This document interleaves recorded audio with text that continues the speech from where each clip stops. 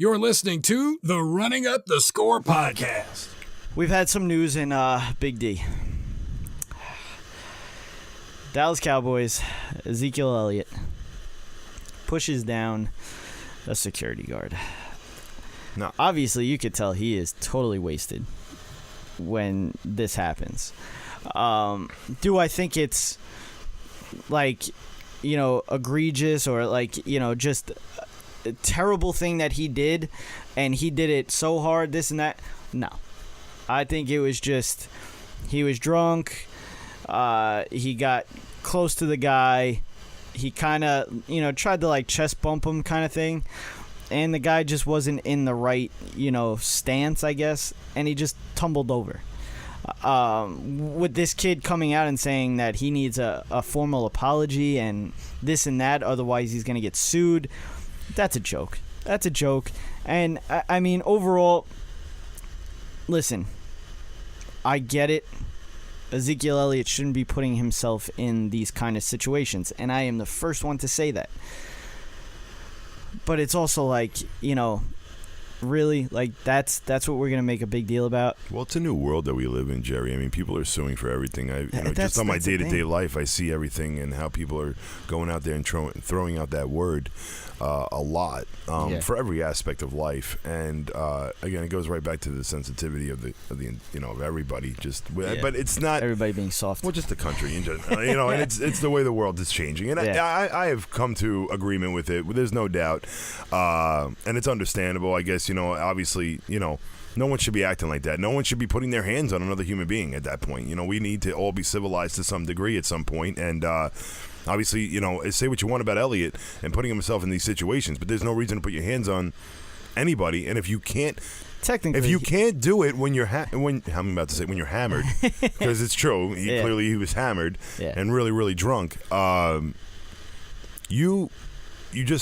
Then you need to not drink. You got to know who you are. You got to remember that you are a role model now. When you become a professional athlete, you make a lot of money. There's no doubt. You live a nice lifestyle, but you also become a role model. It's not also, yes, you're a role model now, but it's also you're a target. Well, yeah, of course, you're famous. It's the same thing with Odell Beckham Jr. It is the same exact thing. You are a famous player. You make a lot of money in the NFL. You're one of the key names that if you go up to the most average of fan of the NFL, they know who you are. And you ask them to name 5 players in the NFL, they'll probably name those 2 names, Odell Beckham Jr. and Ezekiel Elliott.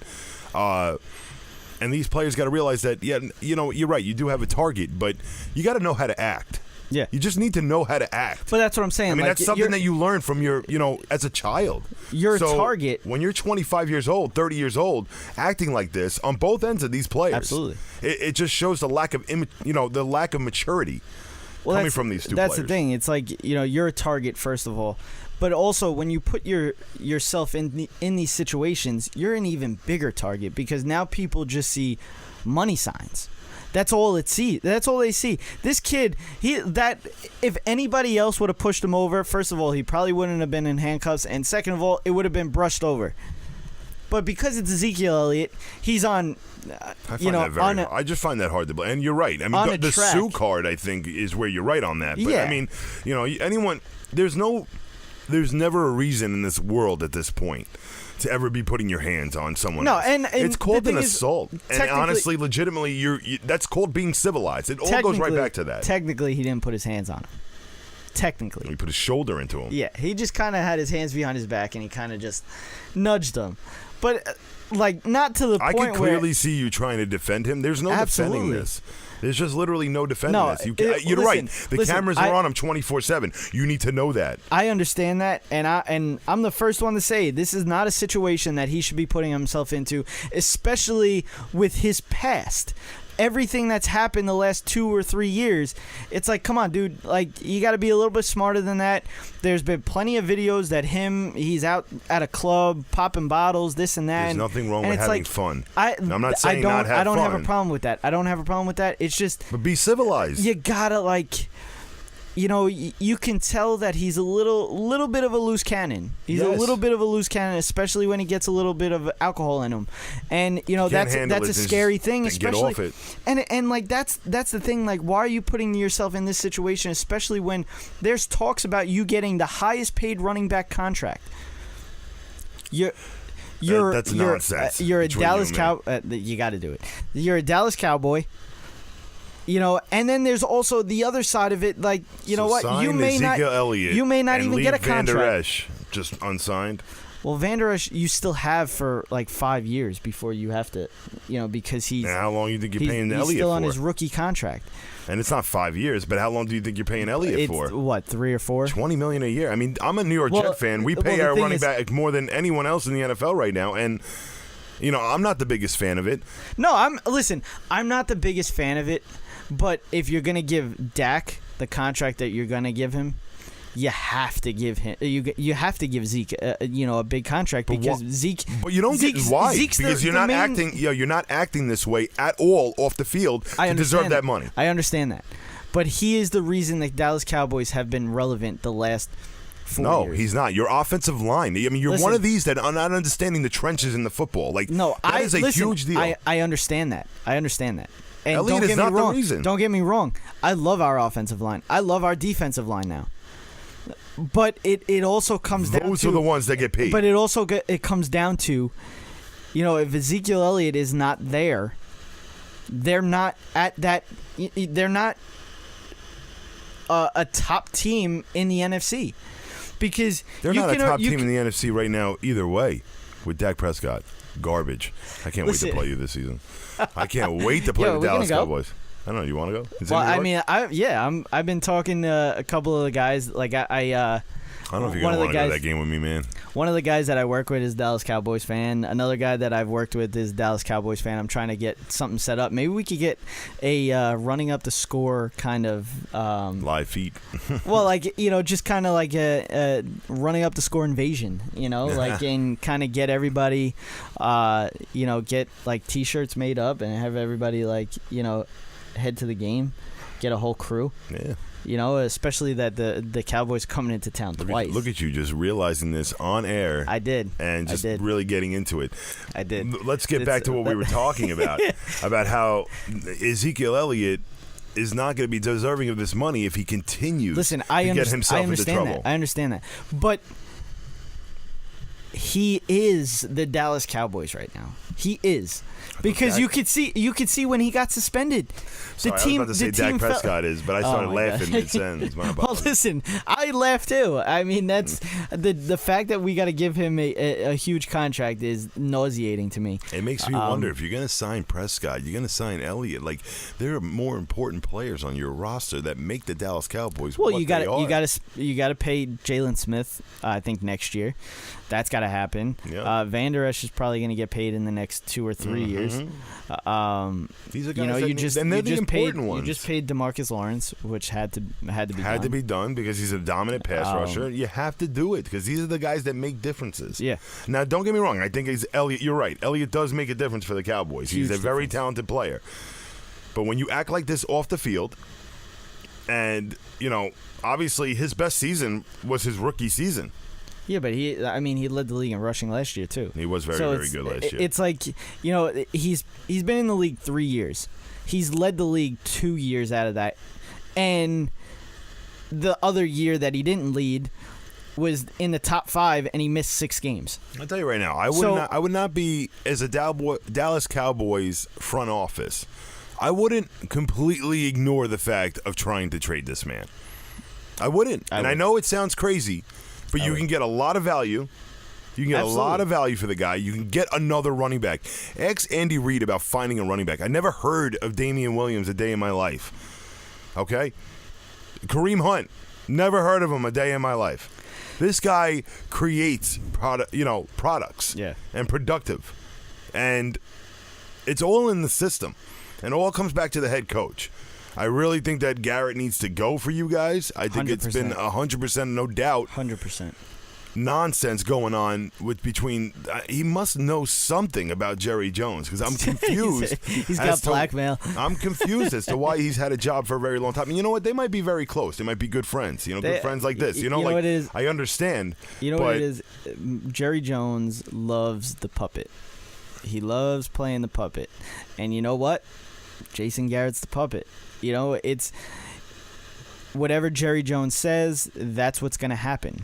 That's why Jimmy Johnson and Jerry Jones didn't mesh well, because Jimmy Johnson wanted things done his own way. It's the same thing with Bill Parcells. The fact that he even hired Bill Parcells was amazing, because Bill Parcells is a himself attitude. Yeah, and like what he believes in what's going to lead to winning my football. way or no way. Yep, and that's Bill Parcells, and he's always been like that. Well, that's Jerry Jones too. Exactly. And that's why I was surprised that it even happened and it lasted as long as it did. But I mean, you could see what Bill Parcells did for this team. I mean, it was like he built that team the way it was. He signs Tony Romo. Nobody even knew who he was. He drafted Jason Witten, drafted DeMarcus Ware. These guys, Brady James, guys like that kind of carried the team as long as they did in the, early 2000s. He kind of set the tone. And now you're seeing with the Cowboys the drafting that they've been doing, which they had another good draft. I think that was actually our last show, was our draft show. Well, absolutely. So they've had great drafts for the last 5 years. Well, we go into this about Jerry Jones. Obviously, he's the owner. He's not the GM. Well, technically, he is the GM. Yeah, I figured, and yeah, it brings me to my point. It brings me to my point with the New York Jets, because we weren't able to talk about this at all. Yeah. And the New York Jets obviously fired their GM Maccagnan, and a lot of people had critiqued it. I had mentioned on this show a long time ago that it makes no sense to fire your head coach, keep your GM, and then eventually fire your GM as well. I mean, they both need to go at the same time. They should have went at the same time. And it's just on this logic alone.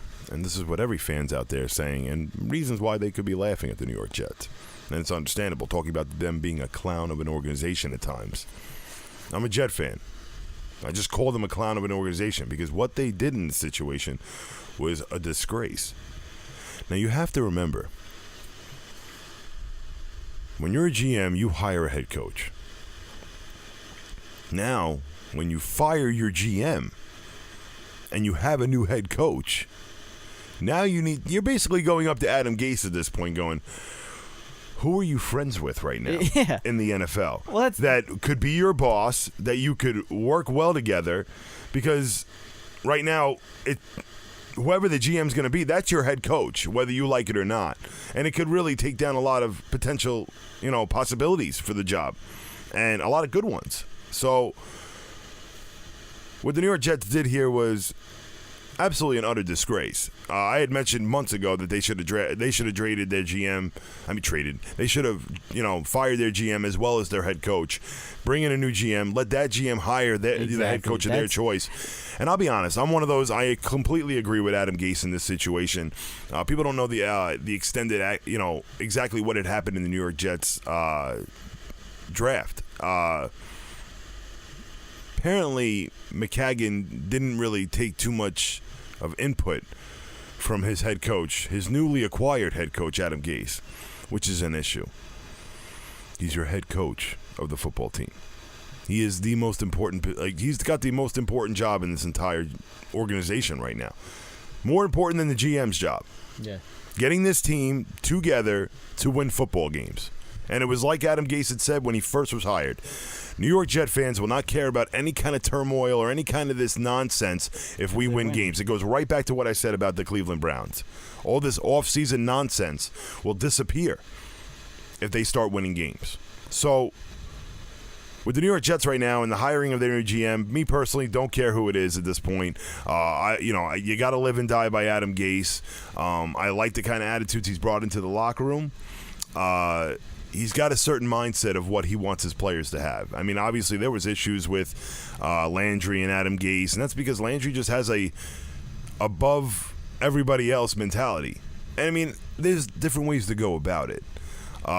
Jamal Adams has a above everybody else mentality but you see the difference that I'm talking about here. Mm-hmm. That it's not him above. Of course, it's going to be him above everybody else. Everybody on the world thinks like that. They think themselves over everybody else. That's what you're supposed to do as a human being on this world. So when I see a player acting the way that Jarvis Landry does and Jamal Adams acting, is a big difference there. Jamal Adams, not only does he think himself above everybody else, but he's a humongous team player. A big-time team player, voices it out there, and he makes the guys around him better. He doesn't make the guys around him feel uneasy, which is what I've seen Landry do before. And those are not the attitudes you want in the locker room. You want the attitudes like Jamal Adams. You want the attitudes, like Sam Darnold. Guys that are just trying to make themselves better, make the people around them better, find a way to win games. And that's what I like about the New York Jets this season. I would not be surprised if the New York Jets had a very successful season. It might not start well. They have a brutal start to the schedule, but they really do have a good team, a good foundation there. I really love what they've been able to do the last 2 years. The last 2 years have been, there's no other word to put, but atrocious. And this season, for me personally as a New York Jet fan, is very exciting on the standpoint of being a Jet fan and just being able to watch a team and looking for them to win games and not root for them to lose, which is what we've been doing the last 2 years at this point, looking for for that one day in the middle of April. Yeah. Looking forward to that day in the draft. Like you were saying, the right way of doing it is, first off, firing your GM first. Also firing your GM before the draft. Because now you're getting to a point where, Maccagnan went through the draft, drafted who he wanted to draft, and then got fired a week or two later. Mm-hmm. So it kind of just throws off the pyramid status, in the Jets organization. It's like, all right, well, this is Adam Gase's guys. This GM, you might bring in, like you were saying, you bring in a GM now, they have to like your head coach. Mm-hmm. So that's the problem. That's the problem where what you get into with that. So, listen, I like what the Jets have been doing. Player-wise, I think, they got a very solid team that, could fight for the division. The Patriots are still the Patriots, so it's going to be tough. Yeah. But I think they're the second best team in the division.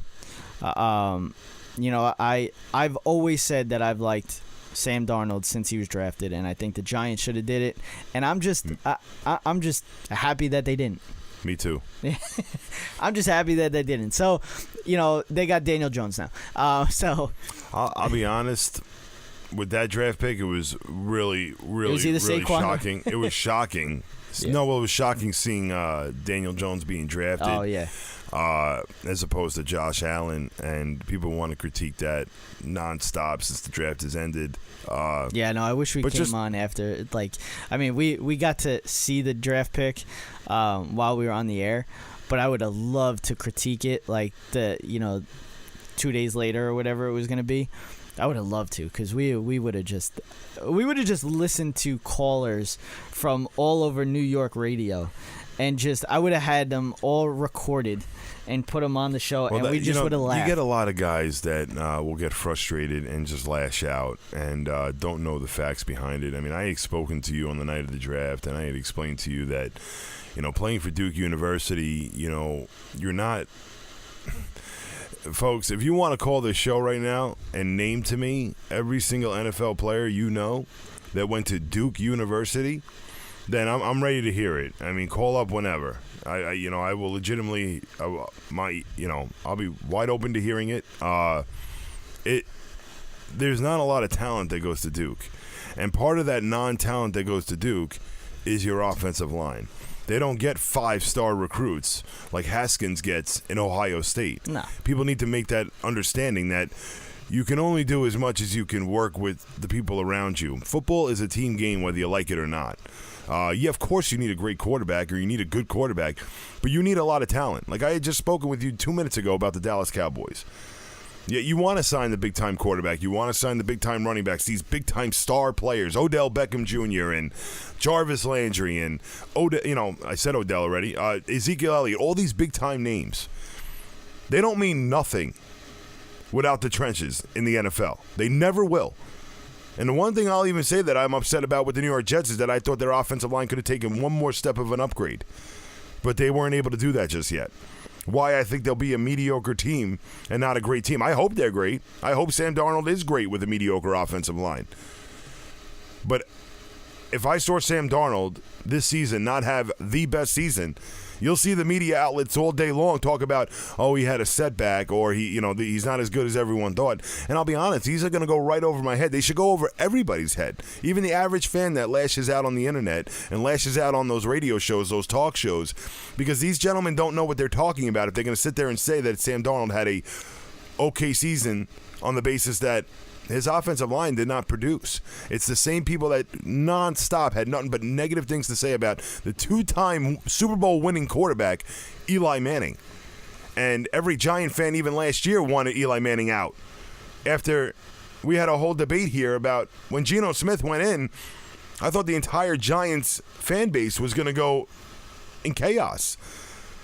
And I understood where they were coming at. But at the same time, you really, as the head coach of that situation, he really had no choice. But everyone knew, every Giant fan knew the reason as to why Eli Manning wasn't successful. It wasn't Odell. It wasn't whoever was in the backfield for them. It was who was blocking for him. Guys, there's so much that an offensive line can do for a football team. It's incredible. And we're talking just making holes, getting a push, giving time. You need time in this league to make plays. Yeah. You can't defend if the other team has time. You just can't. You could be the best cornerback in the world. Nobody can defend a wide receiver, an NFL caliber wide receiver, any wide receiver, not Odell, any wide receiver with speed. It is very difficult to sit there and try to defend that with an extended period of time when a quarterback has that much time. You've been listening to the Running Up the Score podcast. For more Running Up the Score, go follow the show on Twitter and Instagram at RUTS Sports.